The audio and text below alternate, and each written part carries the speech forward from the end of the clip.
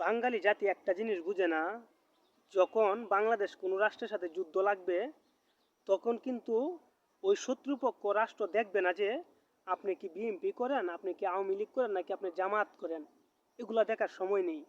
দেখবে আপনি একজন বাংলাদেশি, বাংলাদেশি বল বাংলাদেশি চিহ্নিত করে কিন্তু আপনাকে কি ঘায়েল করবে, আপনাকে আক্রমণ করবে। তো আমরা কি জন্য মাতাল জাতি ভাই বুঝি না। কোন মাতাল বলতে বাধ্য হয়েছি এই জন্য যে আমরা প্রতিহিংসার রাজনীতি করে দেশটাকে নষ্টের দিকে ধাবিত করতেছি। যে ও আওয়ামী লীগ করে, ওকে কিভাবে বাস দেওয়া যায়, কিংবা ওই লোকটা বিএমপি করে ওকে কিভাবে কারাগারে ঢুকানো যায়, সর্বক্ষণ শুধু আমরা এই চেষ্টাগুলো করে যাচ্ছি।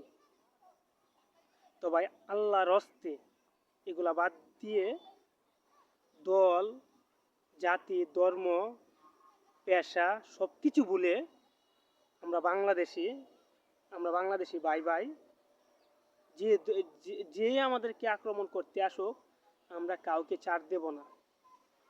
আমাদের ভবিষ্যৎ প্রজন্মকে সুন্দর করার জন্য হলেও আমরা সব কিছু ভুলে গিয়ে কাঁধে কাঁধ মিলিয়ে বুকে বুক মিলিয়ে ঐক্যবদ্ধভাবে আমরা নিজের দেশের জন্য অন্তত এগিয়ে যাই।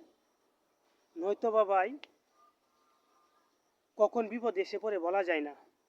এমন হতে পারে মায়ানমার কিংবা ভারত আমাদেরকে টের দিয়ে বসলো যে যুদ্ধ যুদ্ধের জন্য আমরা প্রস্তুত আছি, তোমরাও নেমে পড়ো। হ্যাঁ, তাহলে যদি আমাদের কোনো পরিকল্পনা না থাকে, কোনো প্রস্তুতি না থাকে, তাহলে কিন্তু ভাই ভবের মরা মরব। এগুলা চিন্তা করেন ভাই। হয়তোবা আমি সুন্দর করে গুছিয়ে বলতে পারি নাই, তারপরেও দেখেন একটা জিনিস চিন্তা করে, যেভাবে যুদ্ধের আমেজ চলতেছে এটার মধ্যে কখন আমরা পড়ে যাই বলা যায় না। তো এইটুকুই।